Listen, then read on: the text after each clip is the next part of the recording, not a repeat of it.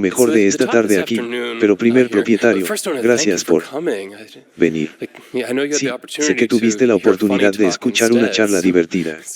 En cambio, estás aquí, gente realmente dedicada a la teoría monetaria. Nuevamente, aprecio eso, así que la charla de este día.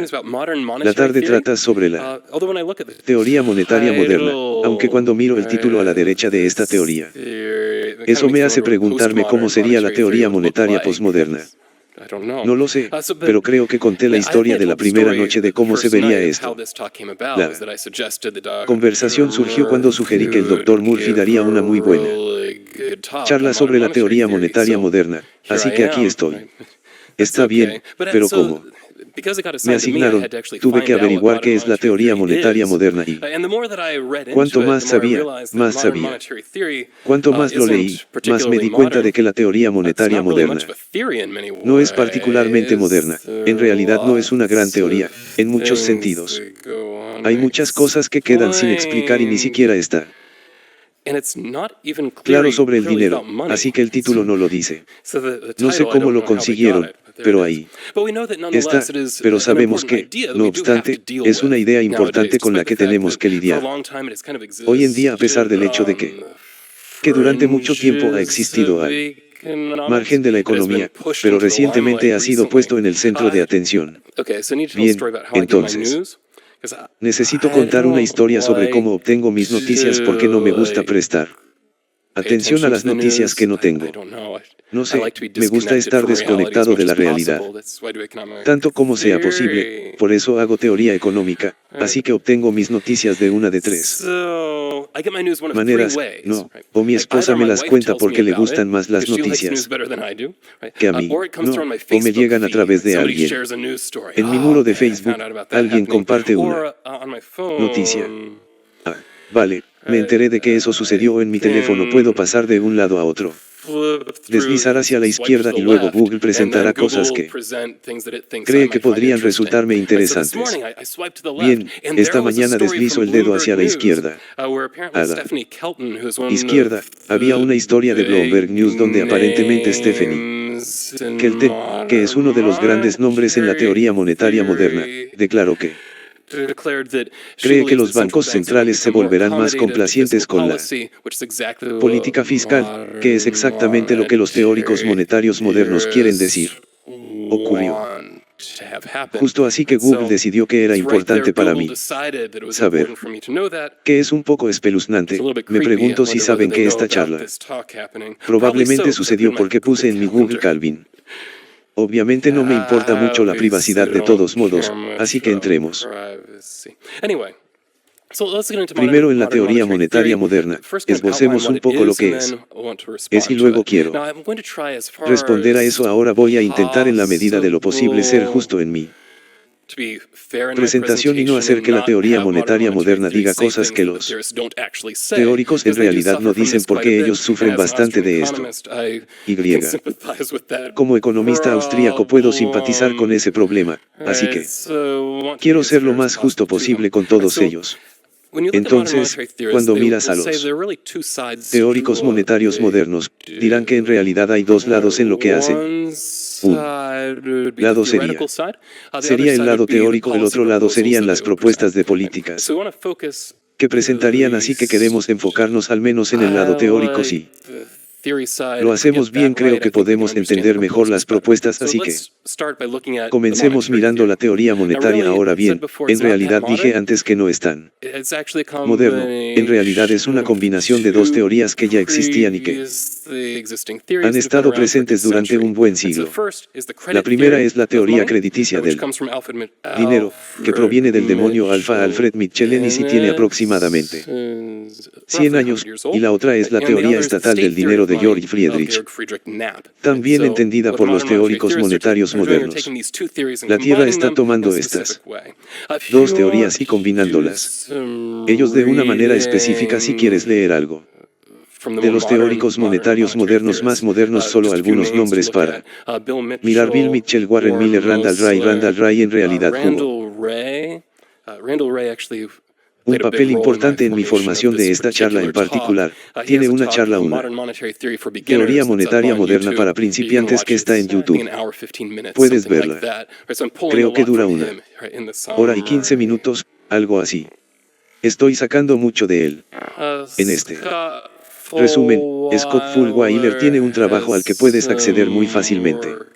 Luego, Stephanie Kelton, a quien acabo de mencionar, pero la mayor parte de esta charla proviene realmente de las obras de Randall Wright, Scott Fulwiler y Stephanie Kelton, que son los grandes nombres que he visto. Está bien, pero ciertamente los aliento a asegurarse de que estoy siendo justas algo a leer. Entonces, ¿cómo comienza? Esa es, de hecho, la pregunta con la que vamos a comenzar. ¿Cómo comienza el dinero? Según la teoría monetaria moderna. Entonces, volvamos a cuál es el origen del dinero. Bueno, lo heredaron de la teoría del crédito del dinero, así que la idea es que el dinero se crea de manera efectiva como un instrumento de deuda. Entonces, por ejemplo, podría escribir un pagaré o algo así. Te debo $5 directamente de Engel.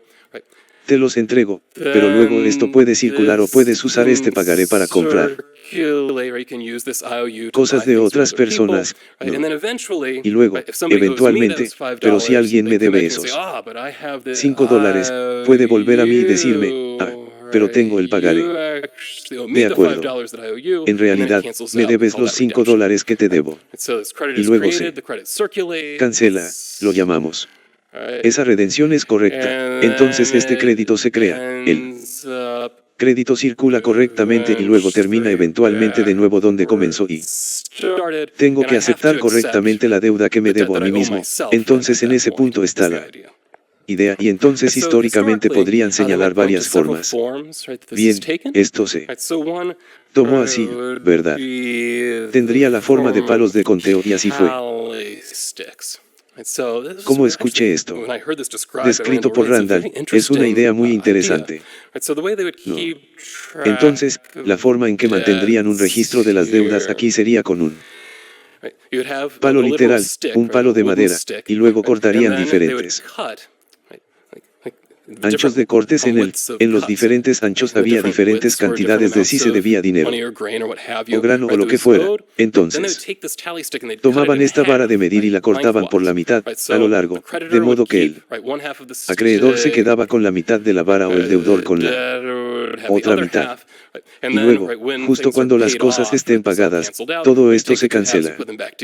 O tomas las dos mitades y las vuelves a unir y eso asegura que no haya falsificaciones involucradas, ¿verdad?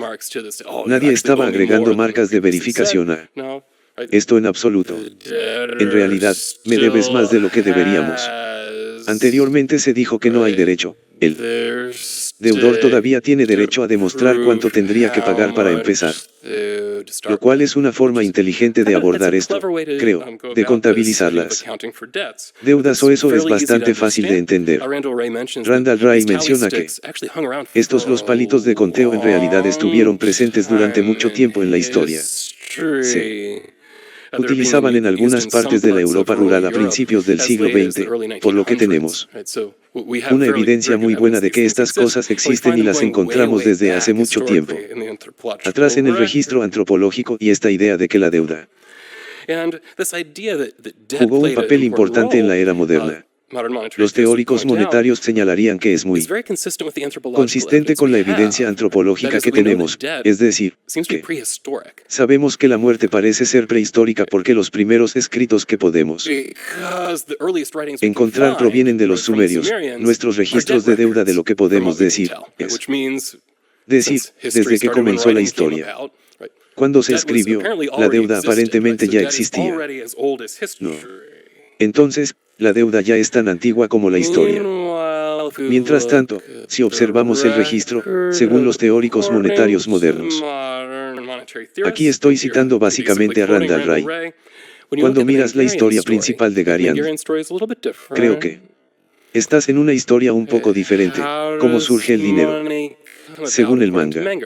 Bueno, tenemos esta economía de trueque, pero la economía de púas se topa con problemas que el Dr. Klein describió antes que la doble coincidencia de deseos es difícil, no. Tiene que coincidir, tienes que tener lo que yo quiero, tengo que tener lo que tú quieres, estos problemas de divisibilidad también son así. No. Entonces, sería bueno si tuviéramos algo que pudiera ser de ambos.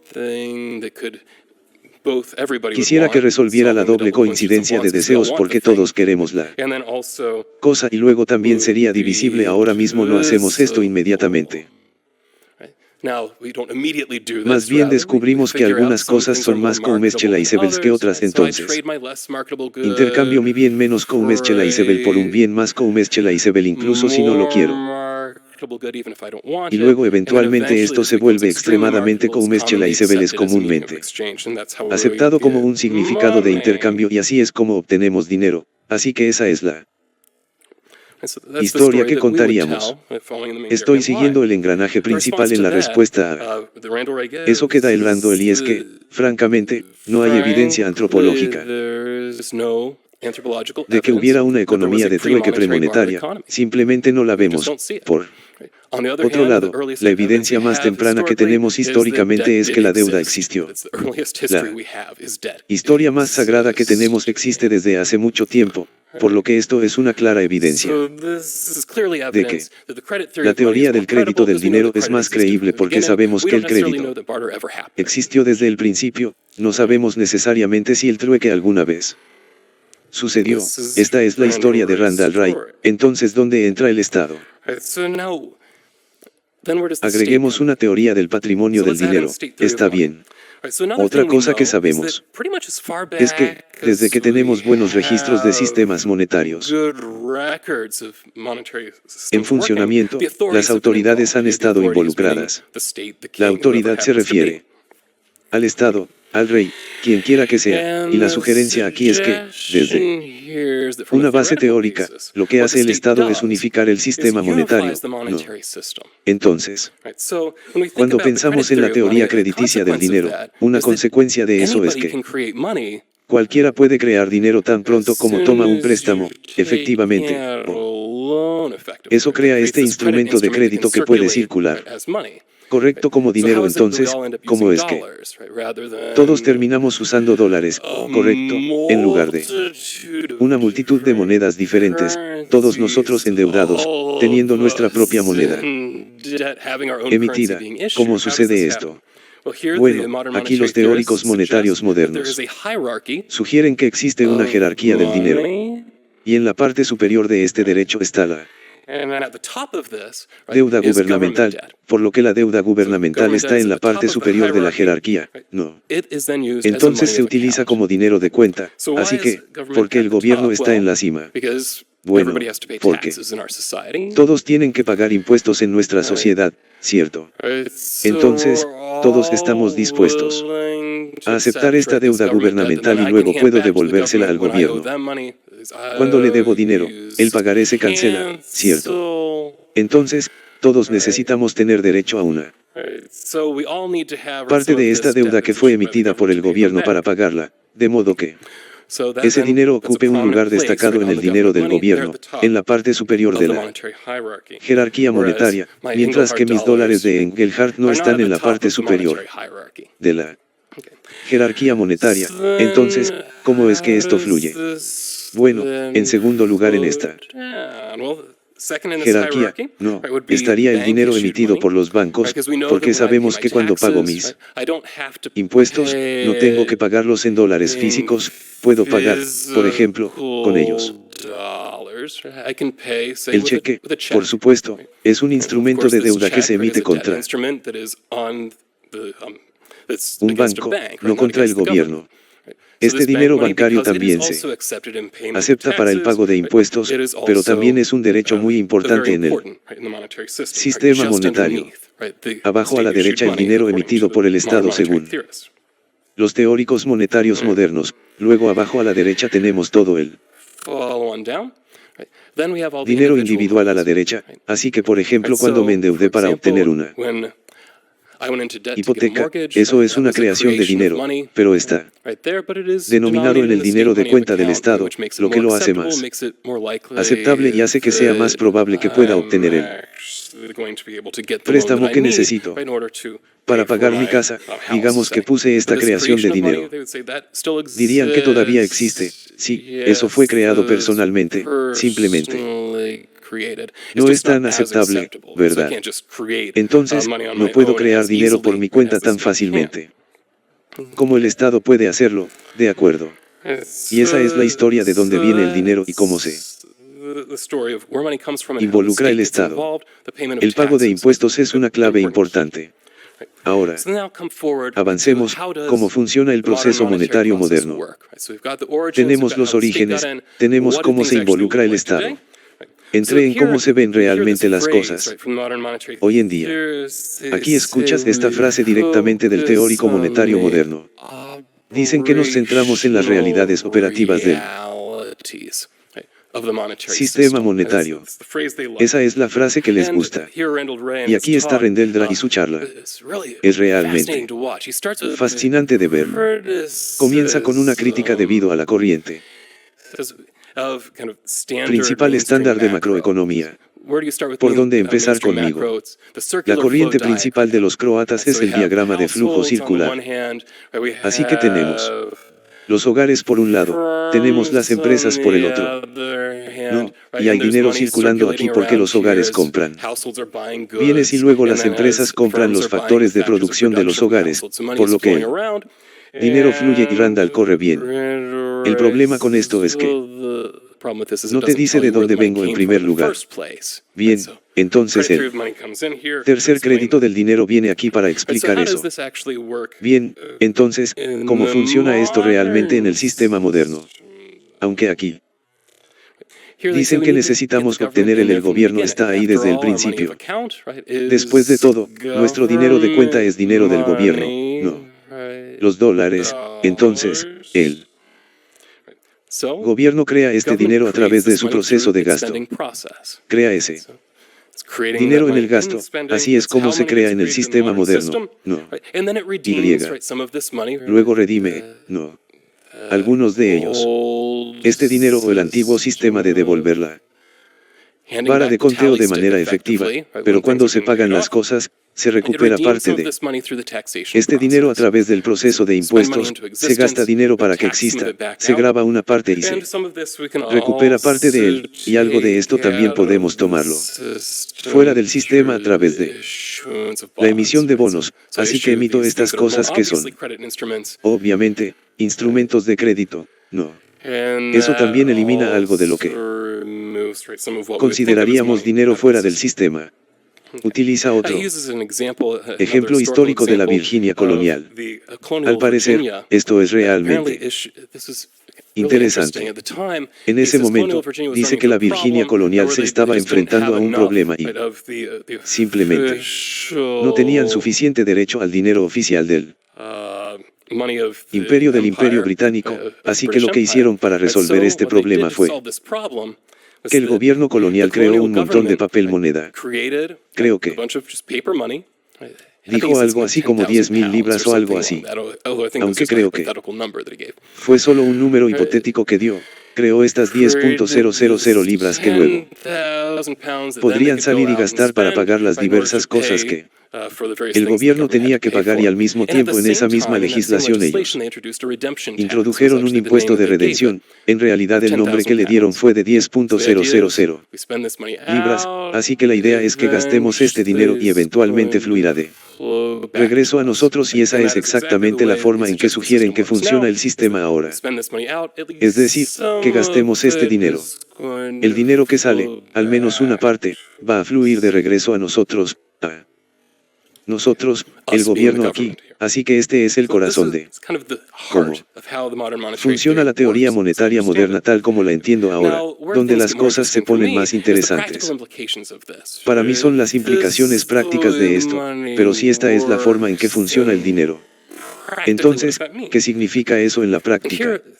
Y aquí, los teóricos monetarios modernos son extremadamente claros, dicen, porque el dinero fiduciario puede ser creado. infinitamente por el gobierno. El gasto gubernamental no tiene restricciones financieras. Siempre que tenga una moneda soberana, siempre que sea su gobierno el que cree la moneda para su país, por lo que esto no funcionaría, por ejemplo, para economías dolarizadas que no sean Estados Unidos o, digamos, muchos países de la eurozona. No estamos produciendo nuestra propia moneda nacional, pero si producimos nuestra moneda nacional, en realidad no enfrentamos restricciones financieras. De manera efectiva, siempre podemos imprimir el dinero y comprarlo. Lo que sea que necesites comprar como sea, y aquí es donde menudo se los tergiversa. Los teóricos monetarios modernos son muy claros y no están diciendo que los déficits no importan o que los déficits nunca importan, sino que reconocen que los déficits se financian a través de la creación de dinero y esto puede crear inflación en las circunstancias adecuadas. Por eso podrías preguntarte, por ejemplo, Randall Wright, ¿y qué pasa con 1970? Perdone toda esta alta inflación, ¿verdad? ¿Cómo sucedió eso? Dice que depende de cómo se destine el dinero. Así, por ejemplo, como él sugiere, sucedió durante la década de 1970, pero el gobierno está gastando mucho dinero, está creando mucho dinero para gastar, pero no se gasta en todas esas personas desempleadas, donde tenemos altas tasas de desempleo, sino que se trata de contratar ingenieros y similares, por ejemplo, de las empresas tecnológicas, ya que estamos tratando de hacer más exploración espacial o ese tipo de cosas ahora que tenemos. Hemos estado en la Luna y tenemos que hacer algo más, ¿no? Estamos tratando de contratar factores de producción que ya se están utilizando. Cuando empiezas a encontrarte con buenos resultados, la única forma de conseguir que esos factores lleguen al gobierno es hacer ofertas más altas que todos los actores privados. Mientras tanto podemos, así que podemos tener una alta inflación debido a que el gobierno está aumentando los precios al tratar de comprar y ofertar. Son estos diversos factores de producción que ya están siendo utilizados por el sector privado y, sin embargo, esto es perfectamente coherente con también hay un alto desempleo si el gobierno no se molesta en contratar a esas personas que están desempleadas. No hay ninguna inconsistencia aquí en lo que respecta a Randall Wright y él señalaría otros casos que podría desafiar más bien esta hiperinflación, cosas como Biomart. Alemania, bien, ahí está el problema y según Randall Wright, pero no es que estemos creando demasiado. El problema del dinero era que Alemania tenía que pagar enormes reparaciones de guerra en dineros distintos al suyo. Pero esas reclamaciones eran tan grandes que efectivamente toda la producción de Alemania tenía que venderse internacionalmente para recaudar ese dinero. Moneda extranjera para pagarlos, lo que significa efectivamente que realmente no había recursos allí para que el gobierno los comprara con su dinero, así que sí. Crean dinero, tienen que licitar estos recursos para no tener que pagar todos estos deudas externas, por lo que esta creación de dinero naturalmente va a ser extremadamente inflacionaria en este tipo de entorno porque los recursos no están disponibles, estamos teniendo que pujar para evitar estos otros usos, pero esa es la afirmación. Está bien, entonces naturalmente tenemos hiperinflación en este caso y él diría eso es algo vagamente no este es el tipo de cosas que también ocurrió en Zimbabue más recientemente, está bien, pero al mismo tiempo, sí. Gastamos dinero en cosas como, por ejemplo, proporcionar una garantía de trabajo, algo que el gobierno actúe como empleador de último recurso para cualquiera, de modo que cualquiera que quiera un trabajo y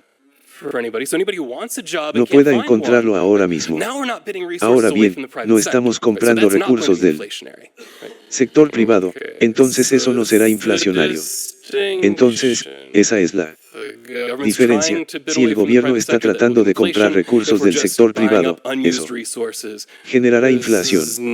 Si solo estamos comprando recursos no utilizados, esto no es inflacionario, podemos imprimir tanto como queramos para ese propósito.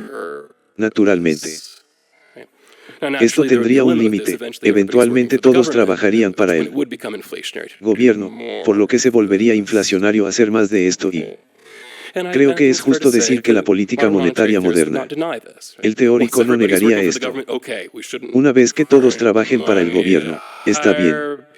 No deberíamos imprimir dinero para contratar más gente o si lo hacemos será él.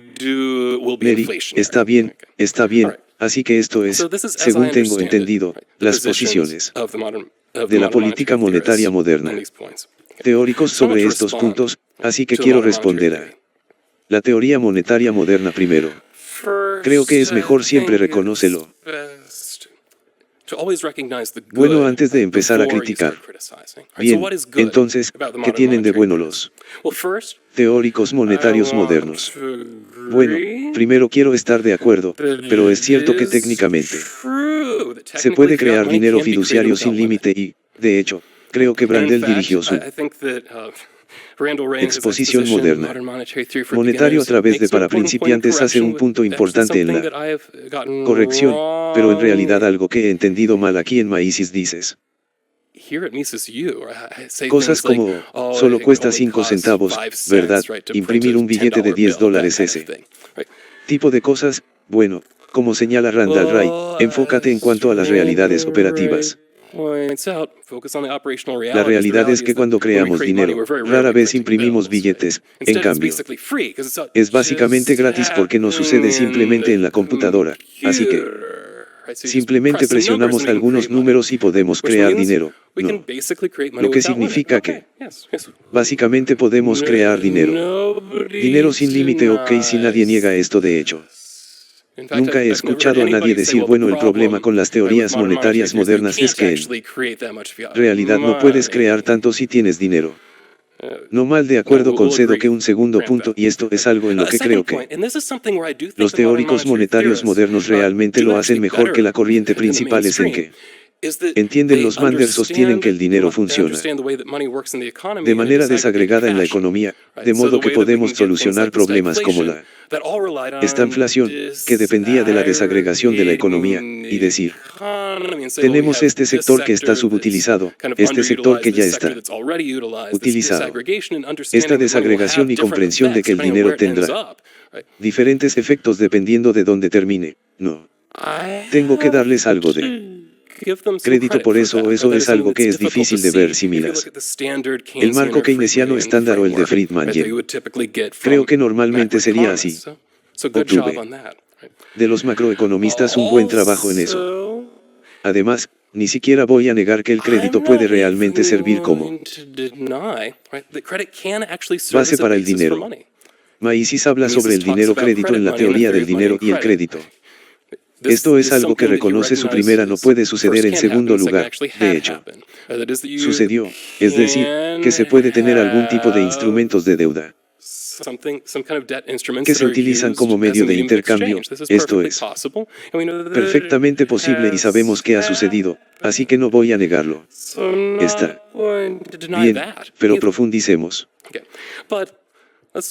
un poco en esto y luego.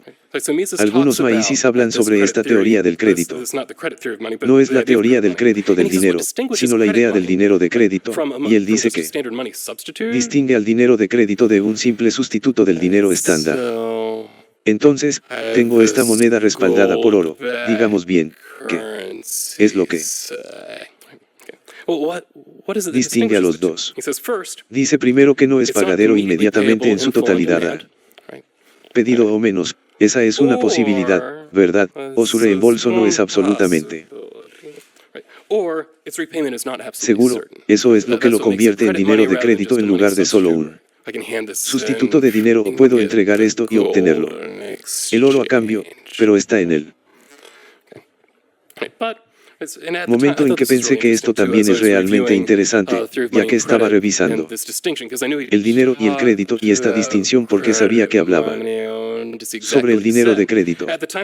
Quiero ver exactamente lo que dijo en el momento en que Maísis estaba escribiendo y sugirió que una gran cantidad de supuesto dinero fiduciario era en realidad solo dinero de crédito hasta ese punto en la historia. Dijo que es teóricamente posible que exista un verdadero dinero fiduciario, pero en el momento en que estaba escribiendo no estaba seguro de que existiera. Ocurrió que, en lo que a él respectaba, se trataba de dinero a crédito. Algo que había sucedido, ¿no crees que es así? Interesante, pero ahora entremos más en lo que considero que son los problemas con la teoría monetaria moderna. El primero no es la definición de dinero. No lo hice.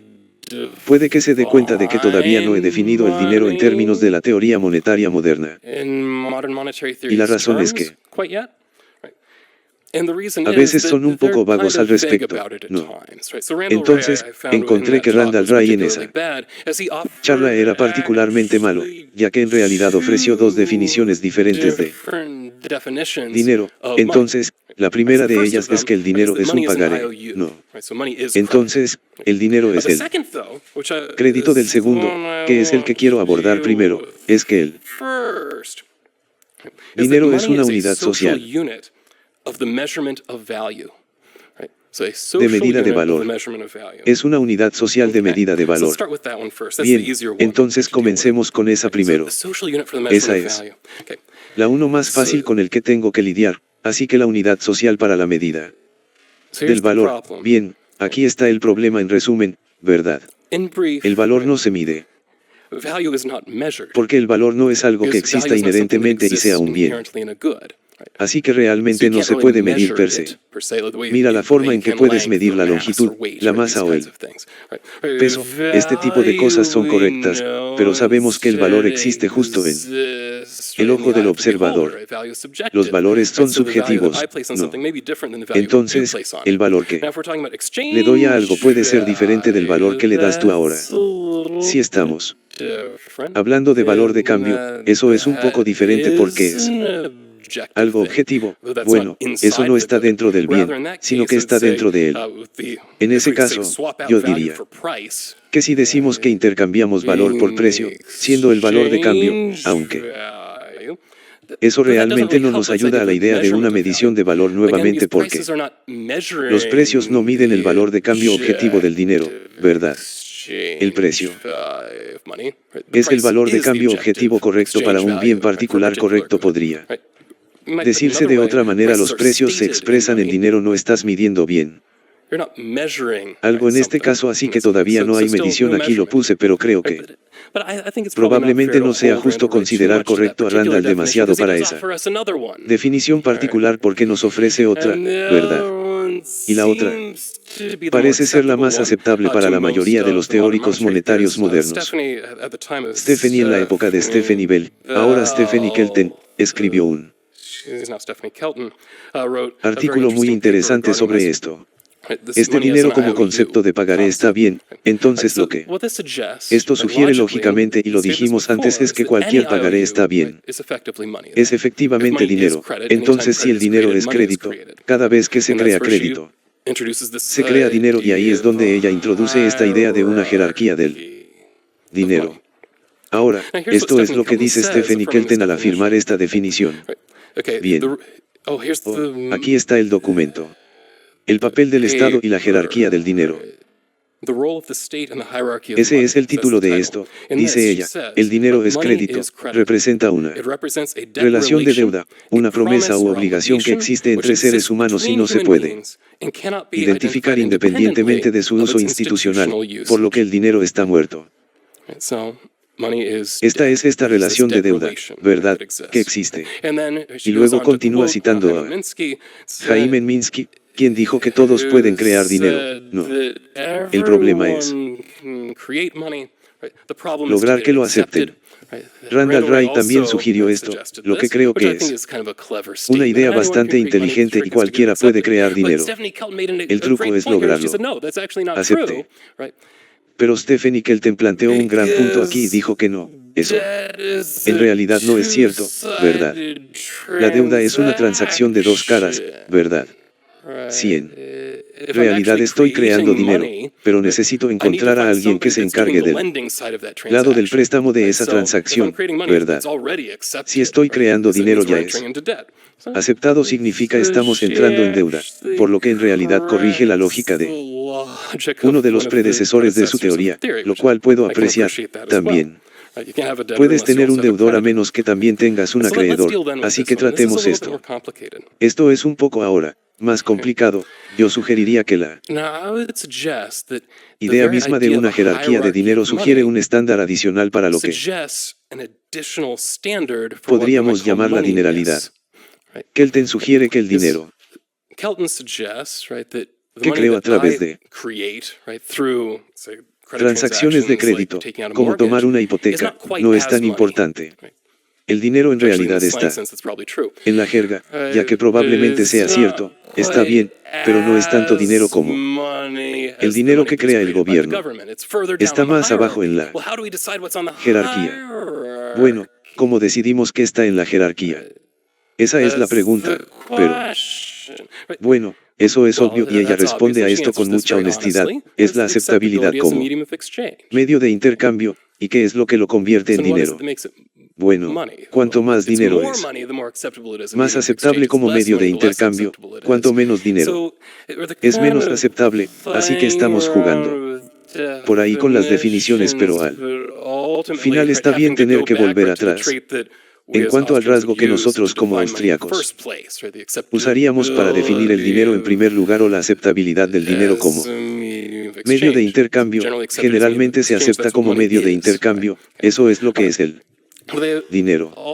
Está bien, en última instancia, tienen que apelar a esto, mientras que nosotros, cuando definimos el dinero de esta manera, se puede tener una economía completamente sin muertos y que aún sea monetaria en lo que a nosotros respecta, y eso va a ser parte de la crítica que se va a seguir haciendo ahora. Aquí en Maísis también se hace cargo un poco hablando de estas ideas. Bueno, cuando habla de dinero de crédito, establece nuevamente que sí, que todos los instrumentos de crédito pueden ser dinero, pero el hecho de que sean aceptables como dinero de crédito es el hecho de que se pueden canjear en algún momento en el futuro en cierta proporción en dinero real, por lo que el dinero de crédito no es fundamental, no es donde comenzó el dinero, es como una reivindicación de algo más, no, eso ya es aceptable. De acuerdo, entonces la idea de que el dinero surgió simplemente de la creación de crédito, no. Algún tipo de sistema no monetario es muy cuestionable, no. A menos que lo que estamos afirmando sea una mercancía. De modo que, fundamentalmente, hay una mercancía subyacente o alguna otra forma de dinero que es aceptable para la gente ahora cuando llegamos a este tema histórico. Michael Watson tiene un muy buen artículo sobre esto. El título es ¿la deuda procedió al dinero o la deuda procedió al medio de intercambio? Tal vez me olvide del título exacto, pero algo así como eso, y él dice que no importa. De hecho está en el título, la segunda parte, la deuda procede a la deuda procede al dinero, no importa, ¿verdad? Porque dice que incluso si la deuda procede al tener un medio de intercambio, esto realmente no es un problema, ¿verdad? Para nosotros, como economistas austríacos, simplemente significa que tenemos un trueque intertemporal. Está perfectamente bien, podemos darle un nombre a esto. No requiere que haya dinero allí. También agregaría que, incluso si es cierto, el dinero temprano tomó el control, forma de negociar estos instrumentos de crédito, si esa es la forma en que se creó el dinero en cierto sentido, esto es lo primero que se usa como medio de intercambio, que tenemos crédito antes de comenzar a negociar estos, es como el dinero, que tampoco es un problema después de todo. Lo único que realmente necesitamos del teorema de regresión es que lo que se utilizó originalmente como dinero tenga algún valor preexistente, que sabemos bien si es un derecho a una cierta cantidad de trigo o lo que sea y que el trigo tiene valor, por lo que el derecho a él tendría valor, por lo que no es ningún problema en absoluto, ¿verdad? Para nuestra historia en términos del teorema de regresión, o incluso el origen del dinero. Entonces, en lugar de comerciar con el trigo en sí, estamos comerciando con derechos sobre el trigo. En realidad no hace mucha diferencia, así que esto no es un problema para nosotros ahora. Otro problema, y aquí creo que empieza a ponerse un poco más fundamental, es la exclusión de la posibilidad de dinero puramente mercantil.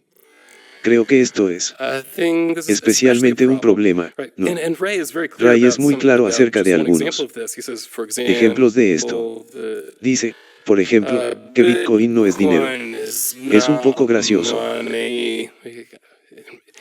Dice que esto fue en la sesión de preguntas y respuestas, creo, y en términos de su actitud, parecía volverse muy irritable. Esto se menciona porque los bitcoins no son dinero, nunca pueden ser dinero. Bueno, por supuesto, si defines el dinero como crédito, Bitcoin nunca puede ser dinero. Seguro que lo es. No se basa en el crédito, ¿verdad? Pero lo que sí sabemos es que Bitcoin ha servido como medio de intercambio. Así que, aunque no lo sepa, llámalo dinero, pero ciertamente no voy a negar que se usa como medio de intercambio, ¿verdad? Tiene el potencial de ser dinero. También lo sabemos y creo que esto es interesante dada la base impositiva en la que se basan. Sabemos mucho de algunos gobiernos que mencioné. Creo que antes, el estado de Ohio ha declarado que acepta el pago de impuestos con Bitcoin. Aún así, el dinero nunca puede ser dinero. Esa es una declaración fuerte, pero de alguna manera paga si es un pago de impuestos aceptable, no es así. Hazlo en el segundo nivel justo debajo, así que hazlo con dinero bancario, acéptalo todo, espera. Lo hemos definido como dinero porque no es crédito, está bien, otro problema que tenemos es que sabemos que hay muchos otros casos de productos básicos reales. El dinero que ha existido en tiempos históricos, por ejemplo, presérvalos. Campos de guerra y tenemos cosas como una economía basada en el cigarrillo. Entonces, estamos usando los cigarrillos como medio de intercambio. Entonces, sí. ¿Quieren definir el dinero como crédito? Bien, pueden hacerlo. Creo que es un mal uso del término gente que causa malentendidos, pero bueno, dejemos que lo hagan en ese caso. Eso deja estas transacciones basadas en productos básicos fuera del análisis. No se puede afirmar simultáneamente, como lo hacen, que no hay evidencia de una economía de trueque y al mismo tiempo afirmar que el dinero es crédito porque sabemos que estos campos de prisioneros de guerra están utilizando este medio de intercambio correcto. Entonces, o bien, si usamos este cigarrillo como medio de intercambio, o estamos haciendo trueque correcto porque este cigarrillo no es dinero correcto, en cuyo caso su afirmación de que no hay evidencia de una economía de trueque es incorrecta, correcto, o lo que están haciendo es comerciar directamente con dinero. Solo tenemos dinero local en el campo de prisioneros de guerra que toma la forma de cigarrillos que no se basa en crédito, así que de cualquier manera vamos a hacer algo malo. Aceptamos que esto es dinero en este contexto, en cuyo caso el dinero como deuda es incorrecto, correcto, o aceptamos que una economía de trueque de hecho puede existir y ha existido históricamente, correcto. Tenemos que elegir, no podemos decir simultáneamente que el dinero es deuda por definición en el sentido de que no existe o nunca ha existido. Muchas partes de la economía están bien, está bien, ese es otro tema, pero ahora vayamos no finalmente, sino ahora a lo que realmente creo que es el fundamento. Problema teórico con su problema con esta teoría, y no es un problema nuevo como. Aquí, solo estoy citando a Maísis, está bien, el problema es cómo establecemos el poder adquisitivo del dinero bajo esta teoría, está bien, y este ha sido un problema desde que Knapp creó bien esta teoría estatal del dinero al principio, y mi esposa señaló el problema hace aproximadamente 100 años, pero Aquí no se entiende de dónde proviene el poder adquisitivo del dinero. ¿Cómo podemos explicar ese poder adquisitivo del dinero? Así que hablemos de cómo funciona esto. Bajo el sistema de la señorita Zen esto no es nuevo o ya lo has oído. Antes, está bien, entonces sabemos el poder adquisitivo del dinero hoy. ¿De dónde viene la oferta y la demanda de dinero hoy en día? El dinero no es radicalmente diferente de cualquier otro bien en eso. Moda. Entonces, ¿de dónde viene la demanda de dinero? Y esto es una idea muy importante y es algo que debemos explicar como economistas. Bueno, la demanda de dinero proviene del hecho de que tengo expectativas sobre lo que puedo obtener por ese dinero. El futuro de dónde vienen esas expectativas. Bueno, el hecho de que he observado en el pasado que el dinero es aceptable a cambio, no. Entonces, el hecho de que he observado esta matriz de precios ayer, lo que significa que sí, estoy dispuesto a que me paguen en dinero hoy porque espero poder gastar ese dinero en el futuro para obtener las cosas que necesito, lo que establece exactamente cuál es mi demanda de dinero. Parecerá que me dice cuánto debería estar dispuesto a trabajar porque tengo una idea de lo que puedo comprar con ese ingreso. Por ejemplo, está bien, entonces tengo que tener en mi mente algún sentido del valor del dinero antes de lo encuentro aceptable y aquí es donde está el teorema de regresión ISM. Es extremadamente importante. ¿De dónde vino ese poder adquisitivo ayer? Bueno, vino de la demanda y la oferta de dinero ayer. ¿De dónde vino eso? Bueno, la demanda se debió a que la gente esperaba poder gastar dinero en el futuro en función de sus experiencias en el pasado, ¿verdad? Y es por eso que tenemos que rastrearlo hasta algo que, en última instancia, tuvo algún tipo de valor a cambio para empezar, ¿verdad? Incluso sin ningún tipo de uso monetario.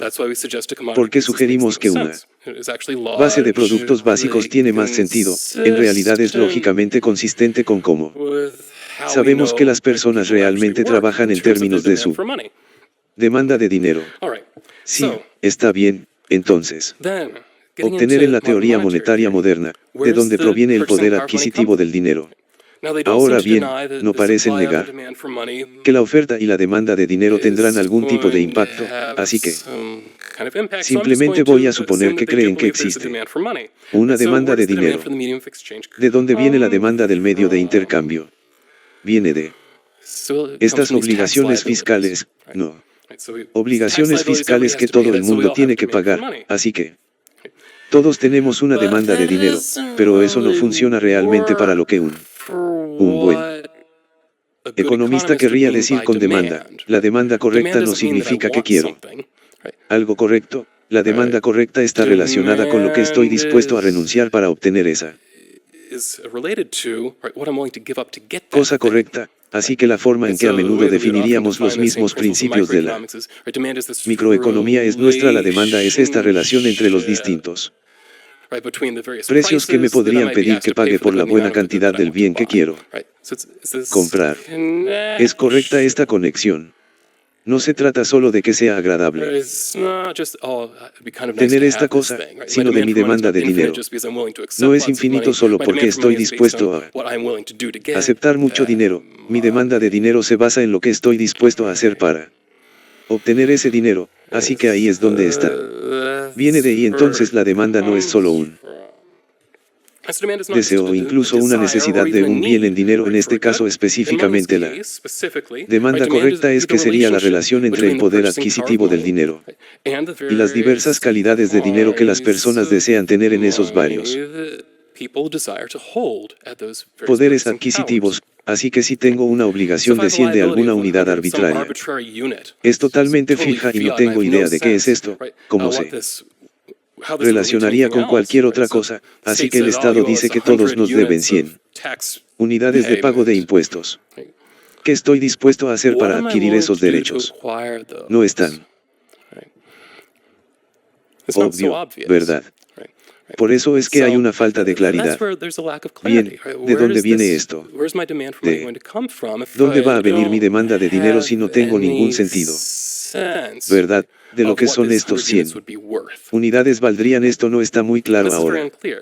Me parece razonable que yo podría querer decir hacer el trabajo suficiente para el Estado mismo para obtener 100 unidades, simplemente hacer que me paguen ese derecho.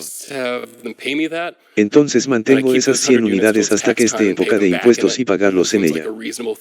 Esto parece algo razonable que haría, pero en ese caso nunca lo usaría. Esto como dinero, como una reunión con el intercambio. Básicamente esclavizado por el Estado hasta que me den suficiente dinero para pagarles. En ese momento lo dejo y me voy a hacer otra cosa. No hay ningún punto en el que puedan explicar cómo esto entra en el intercambio y por eso Mises, cuando habla de la teoría estatal del dinero, la coloca en una categoría más amplia, lo que él llama las teorías Cadillac del dinero, como el análisis del intercambio. Yo dije que, en lo que a él respecta, esta teoría simplemente está totalmente separado y es imposible entrar en un análisis del intercambio.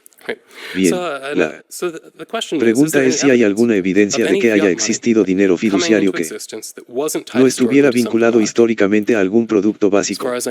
Hasta donde yo sé, no la hay. Correcto, siempre podemos rastrear en última instancia hasta algún tipo de producto, ya que es el teorema de regresión en funcionamiento. Ahora quiero tomarme un minuto para hablar sobre Bitcoin porque a veces la gente nos desafía con respecto a Bitcoin. Bien, Bitcoin es un fiat, no tiene cualquier valor de uso puro. No estoy de acuerdo. Es algo importante que tengo en mente para recordar. La razón por la que se obtiene Bitcoin es que cuando comenzó era extremadamente barato, lo que significa que no tenía mucho valor de uso para nadie, por lo que podría pensar que esto es solo una especie de curiosidad interesante. Y entonces comienza a minar Bitcoin o compra algunos, está bien. Puede tener este valor de uso directo incluso si no esperas que la gente realmente lo acepte como intercambio más tarde, pero luego realmente obtiene cierta demanda para él. Significado campesino del intercambio, así que no puedo pensar en ningún ejemplo, tal vez puedas. Entonces, en realidad tienen una respuesta, por lo que creo que el problema teórico fundamental es realmente ¿cómo sacamos realmente el poder adquisitivo del dinero de este sistema? Ahora, me gustaría pasar finalmente a la cuestión práctica. Así que, ¿qué pasaría si la gente realmente acepta la teoría monetaria moderna y sus implicaciones prácticas, al menos correctas, es decir, que no tenemos ninguna restricción financiera? En palabras de Randall Wright, lo único que está restringiendo al gobierno en este momento es este techo de deuda totalmente artificial. O el Estados Unidos es el único país que afirma que tiene un techo de deuda. Simplemente deroguen esa cosa y luego podremos gastar como queramos, así que la única restricciones, los que nos imponemos nosotros mismos y luego los recursos físicos reales. Entonces, ¿qué va a pasar si aceptamos que esto es verdad? Sugiero que el gobierno se sienta menos limitado en su gasto, entonces, probablemente veríamos un aumento en el gasto gubernamental. Sorprendentemente, la gente que quiere un aumento significativo, los aumentos en el gasto gubernamental a menudo apuntan a que la teoría monetaria moderna lo justifica. De hecho, NPR recientemente publicó un artículo con un título extremadamente pobre que decía: esta teoría económica podría pagar el New Deal verde. No estoy seguro de que alguna teoría económica tenga como activos que puede vender o una fuente de ingresos que podría usar, pero podría explicar cómo lo pagamos. Ahí lo tenemos, eso es lo que hacen las teorías. 3 deberían explicar las cosas. De todos modos, de acuerdo. Entonces el gobierno se siente menos limitado y decide, sí, sigamos adelante con el New Deal verde o el techo de la deuda es simplemente una tontería. De todos modos siempre podemos imprimir el dinero para hacer esto, no es un problema, ¿verdad? Y podría ser un problema si tenemos que pujar. Anteriormente empleé recursos que eso no podría haber problemas, pero mientras sean recursos desempleados, podemos comprarlos. Los que están arriba sí. Ningún problema en este momento, seguramente esto es algo bueno.